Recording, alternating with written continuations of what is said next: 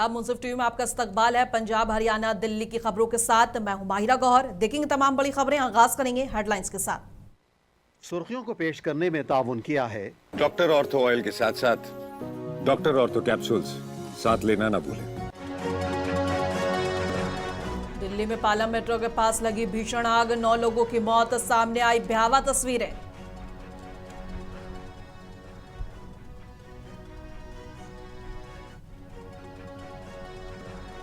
पालम अग्निकांड पर सियासत तेज, आप नेता ने बीजेपी को बताया नालायक सरकार, रेखा गुप्ता ने जताया दुख, जांच के दिए आदेश।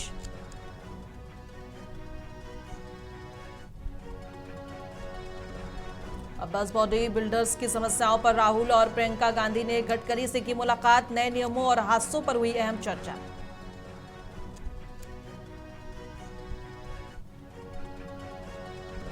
और अब राजस्थान से पानी का पेमेंट वसूलेगा पंजाब, सीएम बोले 1960 से अब तक बकाया है, नहीं दिया गया।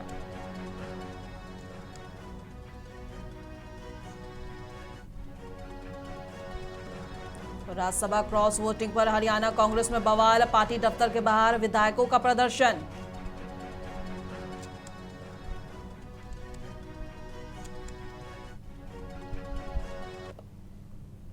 और आगाज करेंगे राजधानी दिल्ली की खबरों से। बता दें कि दिल्ली के पालम इलाके से बेहद दुखद खबर सामने आई है और एक बिल्डिंग में भीषण आग लगने से 9 लोगों की जलकर मौत हो गई। इस घटना में 9 लोगों की मौत हो गई है, जबकि 3 लोगों के हालात नाजुक बताई जा रही है। और ये बिल्डिंग पालम कॉलोनी की गली नंबर 2 में है। इसमें राजेंद्र कश्यप का पूरा परिवार रहता था। परिवार के तकरीबन 15 लोग थे और राजेंद्र कश्यप मार्केट के प्रधान भी हैं और ये पूरी बिल्डिंग उनकी ही थी। और बता दें कि रविवार सुबह 6:30 बजे के आसपास आग लगी। इसके बाद कई लोग तो ऊपर से कूद कर अपनी जान बचाना चाहे, लेकिन नहीं हो पाया। लेकिन बाकी परिवार के लोग अंदर फंस गए, जिनमें महिलाएं भी हैं और थीं। और फायर ब्रिगेड की टीम में जब तक मौके पर पहुंची तब तक आग बहुत ज्यादा बढ़ चुका था। ये साधनगर पालम कॉलोनी राम चौक में ये परिवार पूरा रहता है। यहाँ पे नीचे उनकी दुकान है और ऊपर उनकी रिहायश है। बड़ा परिवार है और जो अभी तक प्रशासनिक तौर से जो बात पता लगी है, फायर वाले अपना काम कर रहे हैं कि 6 से 7 कैजुअलिटीज हो चुकी हैं, 2-3 इंजर्ड हैं, 1-2 अभी मिसिंग हैं। तो लगे हुए हैं सब, एनडीआरएफ और फायर ब्रिगेड और पुलिस सब लगे हुए हैं। दिल्ली फायर सर्विस ने 9 कैजुअलिटी जो हैं वो निकाली हैं और बाकी 2 लोग जो हैं पहले उसमें से जो है कूद चुके थे। जब ये आग लगी थी सुबह 7 बजे के लगभग लगी थी। जो हमारी पहली टीम आई उन्होंने देखा कि नीचे फ्लेम्स है और ऊपर धुआं काफी निकल रहा था और फायर की ग्रेविटी को देखते हुए इसको अपग्रेड किया गया। अभी आपको यही बार बार बोल रहा हूँ मैं कि अभी हमारा जारी है। जो पब्लिक बता रही थी जिस हिसाब से इतने के लोग वहाँ हैं वो सारे निकल चुके हैं, लेकिन हम लोग फिर भी जो है पूरे सही ढंग से इसको चेक करेंगे। कोई कैजुअलिटी कुछ और होगा तो आपको सूचित करेंगे। तक हमारी गाड़ी यहीं रहेगी जितने तक यहाँ सही ढंग से हम लोग इसको क्लियर नहीं करते। राजधानी के पालम इलाके में स्थित एक इमारत में सुबह भीषण आग लग गई। इसमें 7 लोगों की मौत हो गई है। जान गंवाने वालों में 3 बच्चे भी शामिल।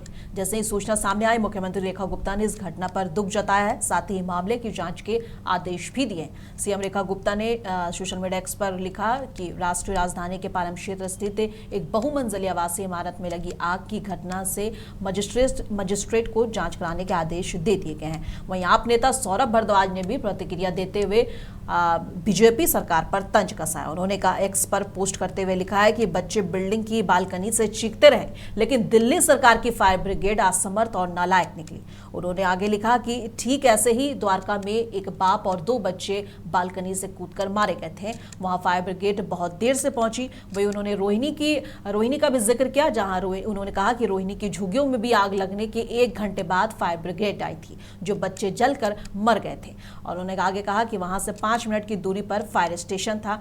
ऐसी लगातार ऐसी घटनाएं आ रही हैं और उन्होंने एक बार फिर से दिल्ली सरकार को इस पर कोसा है। लोकसभा में नेता प्रतिपक्ष राहुल गांधी और प्रियंका गांधी, उनके साथ उनकी बहन प्रियंका गांधी और कांग्रेस महासचिव प्रियंका गांधी वाड्रा ने बुधवार को केंद्रीय सड़क परिवहन एवं राजमार्ग मंत्री नितिन गडकरी से संसद भवन में एक महत्वपूर्ण मुलाकात की। यह बैठक राजस्थान के बस और ट्रक बॉडी बिल्डर्स एसोसिएशन के एक प्रतिनिधिमंडल की समस्याओं को लेकर की गई थी और बैठक का मुख्य केंद्र बिंदु हाल के दिनों में स्लीपर बसों में लगने वाली आग की घटनाएं और केंद्र सरकार द्वारा बॉर्डर निर्माण को लेकर जारी किए गए नए कड़े नियम रहे। मुलाकात के दौरान राहुल गांधी ने सड़क सुरक्षा के प्रति चिंता व्यक्त करते हुए सीधे केंद्रीय मंत्री से पूछा कि देश भर में विशेषकर खासकर राजस्थान से चलने वाली स्लीपर बसों में आग लगने की इतनी घटनाएं क्यों हो रही हैं। उन्होंने यात्रियों की सुरक्षा को लेकर चिंता जताई और बॉडी बिल्डर्स की तकनीकी दिक्कतों को गडकरी के सामने रखा। उन्होंने बोला कि देखिए इसको कैसे बचाएं। ये जो हमारे जो काम करते हैं, जो हथौड़ी चलाते हैं, जिनके पास बहुत सारा ज्ञान है, इसको हम यूटिलाइज कैसे करें, इसको हम आगे कैसे बढ़ाएं, ये मेन क्वेश्चन।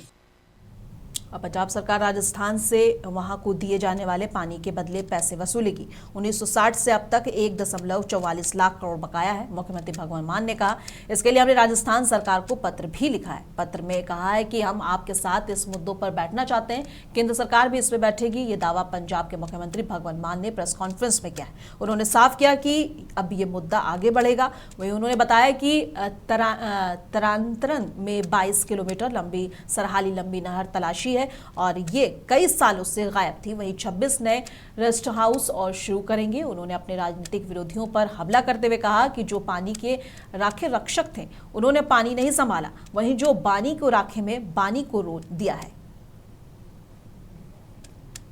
सिंचाई का पानी जिहड़ा पंजाब दा जे मैक्सिमम यूज करिए तो 75.90 लाख एकड़ ते 7.5.89 कर लो, 90 कह लो, चलो 75.90 लाख एकड़ मैक्सिमम पंजाब दी नहरां दे पानी का इस्तेमाल करके सिंचाई की जा सकती है। 2022 जिस वेले असी गवर्नमेंट टेक ओवर की उस दिन तक 290 कर लो, ये भी 289 है, 20.89 है, इनू भी 90 मान लो, 290 लाख एकड़ ते पानी जांदा सीगा, यानी कि 26.5%, 26.5% पानी यूटिलाइज होंदा सी सिंचाई वास्ते 16 मार्च 2022 तक। 16 मार्च 2026 तक 58 लाख एकड़ नूं पानी जान लग गया, जो कि 78% बनता जी, एग्जैक्टली 3 टाइम्स। जे बजट 3 गुणा इस्तेमाल होया तो फिर पानी भी 3 गुणा वध जमीन तक नहरां दा पानी नवे मोगियां राहीं पहुंचे। कंस्ट्रक्शन ऑफ वाटर कोर्सेज जिन्हों खाल कहने, खाला कहते हैं। और राज्यसभा चुनाव में क्रॉस वोटिंग को लेकर हरियाणा कांग्रेस में विवाद बढ़ता जा रहा है। कांग्रेस विधायक गोकुल सेतिया और मंजू ने चंडीगढ़ में पार्टी दफ्तर के बाहर विरोध प्रदर्शन किया। दोनों नेताओं ने मांग की कि पार्टी के उन विधायकों के नाम सार्वजनिक करें जिन्होंने क्रॉस वोटिंग की है। इस मुद्दे को लेकर पार्टी के अंदर नाराजगी खुलकर सामने आ रही है।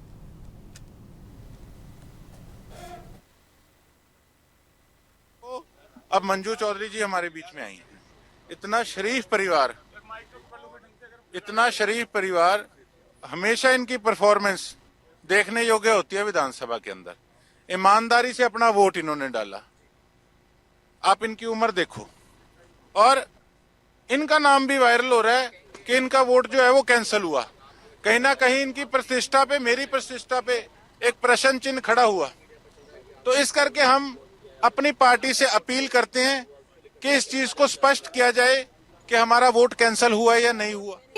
बात सिर्फ बत्रा साहब से हुई थी, मेरी बात बत्रा साहब से हुई थी। तो बत्रा साहब ने तो कहा कि नहीं, ऐसी कोई बात ही नहीं है कि वोट है जो हमारे, ये तो आपके सामने हुआ, जानबूझकर रद्द किए गए हैं, लेकिन वोट हमारा बिल्कुल सही डला है। हुड्डा साहब ने देखा है मेरा वोट, कि मैंने अपनी पार्टी को वोट डाला है। कांग्रेस प्रभारी बीके हरिप्रसाद ने प्रेस कॉन्फ्रेंस की और उन विधायकों के नाम बताए जिन्होंने राज्यसभा चुनाव में क्रॉस वोटिंग की। उन्होंने कहा कि नारायणगढ़ के शैली चौधरी, पुन्हाना से मोहम्मद इलियास और हथीन से मोहम्मद इजराइल और सदौर से रेनू बाला ने क्रॉस वोट किया है। हमारी पार्टी ने डिसिप्लिनरी कमेटी को जानकारी दे दी है। आज इन सभी विधायकों को सो कॉज नोटिस भेजा जाएगा। पार्टी से चौधरी भूपेंद्र सिंह हुड्डा जी और मैं दोनों हर बैलेट पेपर बैठ के देख चुके हैं। हमारा 37 वोट्स, इसमें ये लोग 5 या 6 इनवैलिड कर दिया क्योंकि इन लोगों को पता था इसके पास नंबर नहीं है, और हमारा कुछ एमएलए क्रॉस वोट भी किया है क्योंकि हम और चौधरी भूपेंद्र सिंह हुड्डा जी दो ही हम लोग बैलेट पेपर्स को देखे हैं। उसके तहत 4 लोग क्रॉस वोटिंग किया है। इसमें नारायणगढ़ के विधायक श्रीमती शैली चौधरी, सदूरा क्षेत्र के विधायक श्रीमती रेनू बालाजी और पुनाना के विधायक मोहम्मद इलियास जी और हथीन के विधायक मोहम्मद इजराइल। और हरियाणा, बिहार और उड़ीसा में राज्यसभा चुनाव में क्रॉस वोटिंग को लेकर शिवसेना यूबीटी सांसद संजय राउत ने इसे लोकतंत्र के खिलाफ बताया। उन्होंने कहा कि ये लोकतंत्र के लिए ठीक नहीं है। बीजेपी भविष्य के लिए गलत मिसाल कायम कर रही है। वहीं बीजेपी नेताओं का कहना है कि विपक्ष के नेता अपने नेता से खुश नहीं है, इसलिए वो क्रॉस वोटिंग कर रहे हैं। अब राज्यसभा चुनाव के बाद से लेकर पक्ष और विपक्ष के बीच फिर से एक तरफ राजनीति शुरू हो गई है और इसको लेकर लगातार बयानबाजी का दौर चालू है। राज्यसभा में हरियाणा, बिहार और उड़ीसा में क्रॉस वोटिंग हो गई है। क्रॉस वोटिंग के सिवाय भारतीय जनता पार्टी जीत नहीं सकती। ये बहुत बड़ा देश के लिए धोखा है, लोकतंत्र के लिए धोखा है। लेकिन भारतीय जनता पार्टी किसके लिए ये सब क्रॉस वोटिंग की उद्योग करता है मालूम है ना? उड़ीसा में जिस व्यक्ति के लिए क्रॉस वोटिंग करवाया और कांग्रेस और बीजेडी के जो विधायक जिसने क्रॉस वोटिंग किया उनको करोड़ों करोड़ों रुपए दिए गए। किसके लिए? जो व्यक्ति कोल स्कैम में गुनहगार ठहराया गया था, जिसको कोर्ट ने पनिशमेंट सजा दी 3 साल की, ऐसे व्यक्ति बीजेपी को प्रिय है और उस प्रिय व्यक्ति के लिए बीजेपी ने क्रॉस वोटिंग करवाया। और हमें संस्कार, नीतिमत्ता की ये पाठ पढ़ाते हैं मोदी जी और उनकी पार्टी। लेकिन उड़ीसा में एक ऐसे व्यक्ति को अपने उम्मीदवार बनाया जो कोल स्कैम में गुनहगार रहा, जिसको सजा मिली, और पैसे के ताकत पर आपने उनको क्रॉस वोटिंग करवा के जीत लिया। ये देश के लिए, आने वाली पीढ़ियों के लिए ठीक नहीं है। पश्चिमी एशिया में जारी तनाव के बीच भारत के लिए राहत की खबर है। भारतीय जहाज जगलाड़की करीब 80,000 टन कच्चा तेल लेकर गुजरात की मुंद्रा पोर्ट पहुंच गया है। ये तेल यूएई से लाया गया है और इसके अलावा नंदा देवी और शिवालिक नाम के जहाज भी एलपीजी को लेकर गुजरात के बंदरगाहों पर पहुंच रहे हैं। ये सभी जहाज हॉर्मुज जल डमरू मध्य से होकर आए हैं और जो मौजूदा हालात में काफी संवेदनशील माना जा रहा है। इससे देश में ऊर्जा आपूर्ति को लेकर बड़ी राहत मिलने की संभावना है।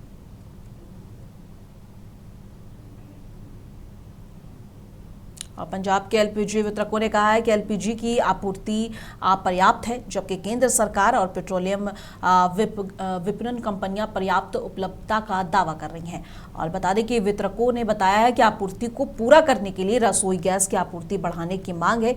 यहाँ मीडिया कर्मियों को संबोधित करते हुए फेडरेशन ऑफ एलपीजी और डिस्ट्रीब्यूशंस ऑफ पंजाब के अध्यक्ष गुरपाल सिंह मान ने दावा किया है कि एलपीजी की कीमतों में अचानक हुई वृद्धि घरेलू सिलेंडर पर 60 रुपये और व्यावसायिक उपयोग पर वाले सिलेंडर पर 115 रुपये ने उपभोक्ताओं में घबराहट पैदा कर दी है, जिनमें आपूर्ति में भी संभावित कमी की आशंका है।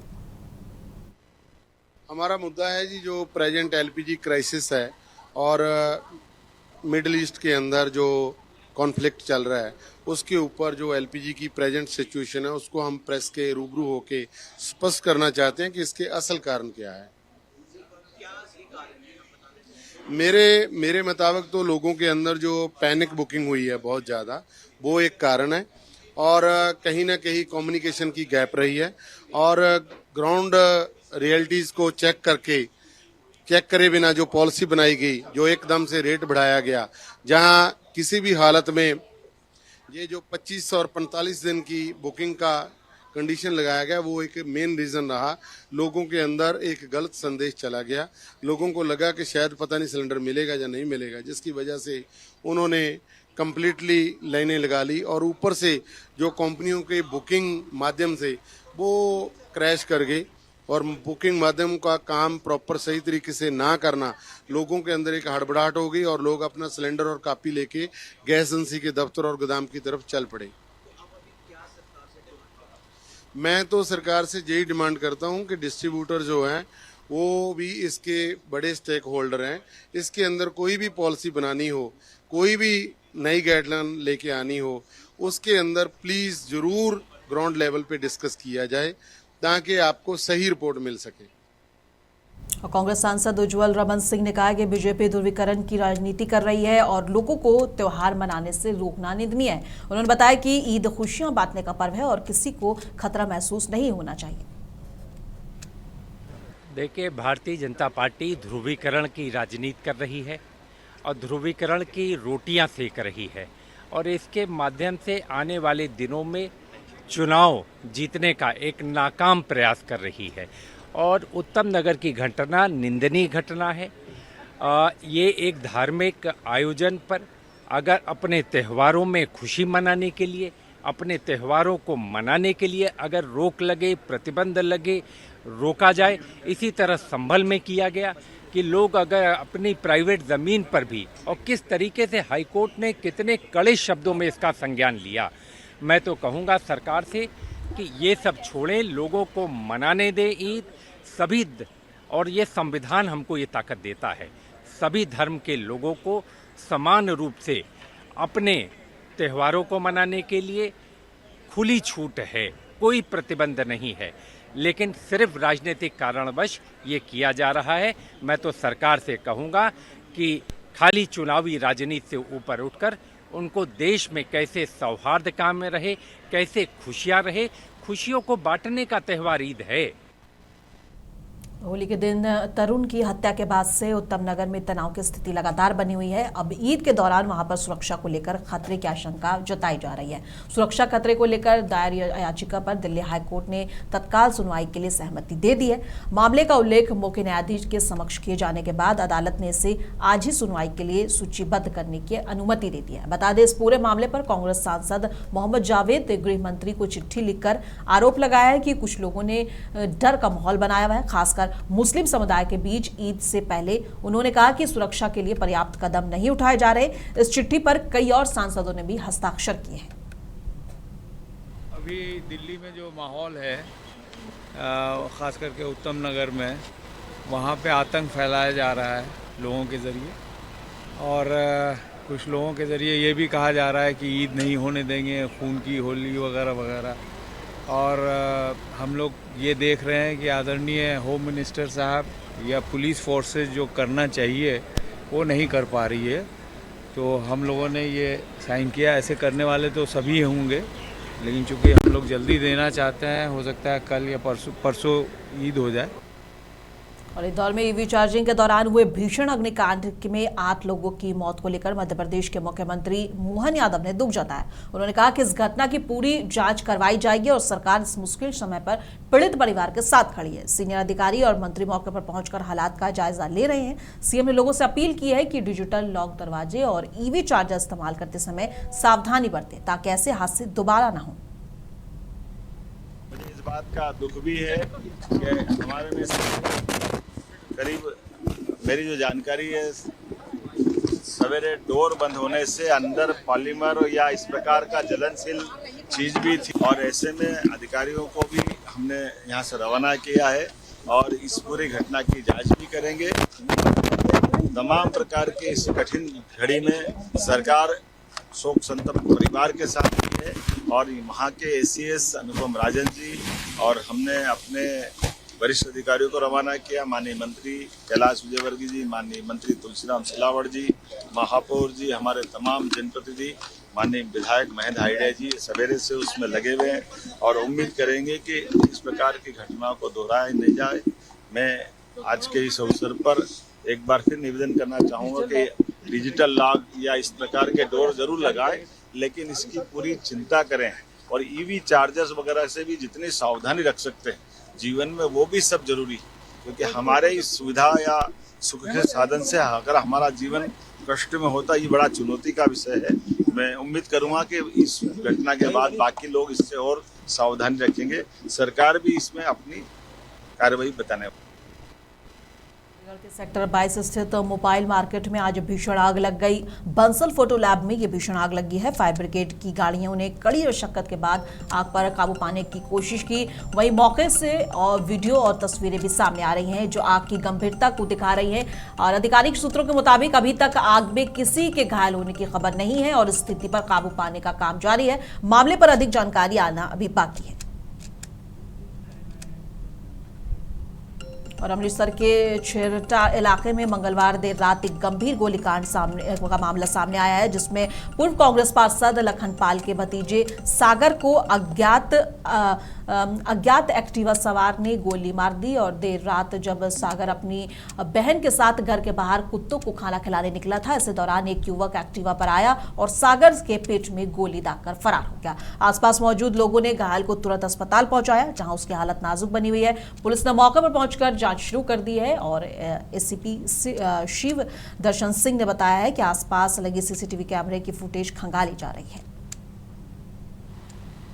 सागर उर्फ लव लखनपाल परिवार ਉਹਦੇ ਤਾਇਆ ਜੀ ਕਾਉਂਸਲਰ ਰਹੇ ਨੇ ਛਾਟਾ ਏਰੀਆ ਚੋਂ, ਉਹਨਾਂ ਦੇ ਭਤੀਜੇ ਨੂੰ ਜਿਹੜਾ ਵਾ ਕਿਸੇ ਨੇ ਗੋਲੀ ਮਾਰ ਕੇ ਜ਼ਖਮੀ ਕਰ ਦਿੱਤਾ ਵਾ। ਉਹਨੂੰ ਅਮਨਦੀਪ ਹਸਪੀਟਲ ਲੈ ਕੇ ਡਾਕਟਰ ਟ੍ਰੀਟਮੈਂਟ ਕਰ ਰਹੇ ਨੇ। ਫਿਲਹਾਲ ਜਿਹੜੀ ਆ ਕਿਸੇ ਕੋਈ ਗੈਂਗਸਟਰ ਵੱਲੋਂ ਜਾਂ ਕਿਸੇ ਉਹੋ ਜਿਹੀ ਵਾਰਦਾਤ ਨਹੀਂ ਦਿੱਤੀ, ਅੰਜਾਮ ਨਹੀਂ ਦਿੱਤਾ ਗਿਆ। ਜਿਹੜੀ ਮੁੱਢਲੀ ਤਫਤੀਸ਼ ਤੋਂ ਸਾਹਮਣੇ ਆਇਆ ਵਾ, ਫਿਰ ਵੀ ਅਸੀਂ ਦੀ ਇਨਵੈਸਟੀਗੇਸ਼ਨ ਕਰ ਰਹੇ ਹਾਂ। ਤਫਤੀਸ਼ ਦੌਰਾਨ ਜੋ ਵੀ ਤੱਥ ਸਾਹਮਣੇ ਆਉਣਗੇ ਉਸ ਮੁਤਾਬਕ ਕਾਰਵਾਈ ਕੀਤੀ ਜਾਊਗੀ। ਫਿਲਹਾਲ ਜੋ ਜਿਹਦੇ ਗੋਲੀ ਲੱਗੀ ਹੈ ਦੀ ਸਿਸਟਰ ਵੀ ਉੱਥੇ ਖੜੀ ਸੀ ਨਾਲ, ਕੁੱਤਿਆਂ ਨੂੰ ਖਾਣਾ ਪਾ ਰਿਹਾ ਸੀ। ਇੱਕ ਲੜਕਾ ਜਿਹੜਾ ਐਕਟਿਵਾ ਤੇ ਆਇਆ ਵਾ, ਹੈਲਮਟ ਪਾਇਆ ਸੀ ਉਹਨੇ, ਜੋ ਲਾਗੇ ਆਇਆ ਤਾਂ ਉਹਨੇ ਇੱਕਦਮ ਉਹਦੇ ਗੋਲੀ ਮਾਰ ਦਿੱਤੀ। ਇੱਕ ਗੋਲੀ ਲੱਗੀ ਹੈ ਪੇਟ ਵਿੱਚ ਤੇ ਉਹਦਾ ਇਲਾਜ ਚੱਲ ਰਿਹਾ ਵਾ। ਅਸੀਂ ਇਨਵੈਸਟੀਗੇਸ਼ਨ ਕਰ ਰਹੇ ਹਾਂ ਹਰ ਪੱਖ ਤੋਂ ਤੇ ਜਲਦੀ ਦੋਸ਼ੀਆਂ ਨੂੰ ਗ੍ਰਿਫਤਾਰ ਕੀਤਾ ਜਾਊਗਾ। ਪਰਿਵਾਰ ਨਾਲ ਜੋ ਗੱਲਬਾਤ ਹੋਈ ਆ, ਫਿਲਹਾਲ ਕੋਈ ਇਹੋ ਜਿਹੀ ਗੱਲ ਨਹੀਂ ਦੱਸੀ ਜਾਂ ਉਹਨਾਂ ਨੂੰ ਕੋਈ ਧਮਕੀ ਆਈ ਹੋਵੇ ਜਾਂ ਪਹਿਲਾਂ ਕੋਈ ਗੱਲ ਹੋਈ ਜਾਵੇ ਜਾਂ ਕਿਸੇ ਨਾਲ ਦੁਸ਼ਮਣੀ ਹੋਵੇ, ਇਹੋ ਜਿਹੀ ਫਿਲਹਾਲ ਕੋਈ ਗੱਲ नहीं है। फिर भी ऐसी इन्वेस्टिगेशन कर रहे हैं जी। और गुजरात के गांधीनगर में उप मुख्यमंत्री हर्ष संघवी ने कहा है कि आज सुबह गुजरात विधानसभा के सम्मानित अध्यक्ष को विधानसभा में बम होने की ईमेल मिले हैं। गुजरात के वरिष्ठ अधिकारियों द्वारा इस मामले की गहन जांच की जा रही है और इससे पहले अहमदाबाद और वडोदरा में भी इसी तरह के ईमेल प्राप्त हुए थे। आज सुबह गुजरात विधानसभा के सम्मान्य अध्यक्ष श्री को गुजरात विधानसभा में बॉम्ब रखने का ईमेल प्राप्त हुआ। उस पर पूरी तहकीकात गुजरात के उच्च अधिकारी कर रहे हैं। ख़ास तौर पे पूर्व में भी इसी प्रकार के ईमेल गुजरात के अहमदाबाद वडोदरा में प्राप्त हुए थे और उसी केस को तहकीकात करते हुए जो लोग ईमेल एवं सिम कार्ड बेच रहे थे उनको भी पकड़ा गया है। और गुजरात पुलिस की बहुत बड़ी उपलब्धि है कि इस प्रकार के विदेशों में से जो ईमेल आ रहे हैं उसके डीप तक जाके जो ख़ास तौर पे जिसने ईमेल भेजा है उसकी तहकीकात करनी या उसकी जानकारी प्राप्त करनी, उसके साथ साथ ये सभी लोगों की डिटेल भारत सरकार में भेजी गई है और ख़ास तौर पे बांग्लादेश में भी ये डिटेल जो सिस्टम है वो सिस्टम के माध्यम से भेजी गई है। और ख़ास तौर पे मैं ये मान रहा हूँ कि आज भी जब ये ईमेल आया मैं भी वहाँ मौजूद था, हमारे स्पीकर साहब भी मौजूद थे, मुख्यमंत्री जी भी मौजूद थे, सभी मंत्री भी यही भवन में मौजूद थे। हमें गुजरात पुलिस पे पूरा विश्वास है। ये ज़रूर है कि इस प्रकार की कभी भी कोई भी माहिती आए तो SOP का पालन करना पड़ता है और वो पालन हम सबको करना चाहिए और वही SOP का पालन करते हुए आज गुजरात पुलिस ने तहकीकात चालू है और पंजाब, हरियाणा और दिल्ली की खबरों में बस इतना ही। कल फिर मिलेंगे इसी वक्त। तब तक के लिए देश दुनिया की तमाम खबरों के लिए बने रहें मुंसिफ टीवी के साथ।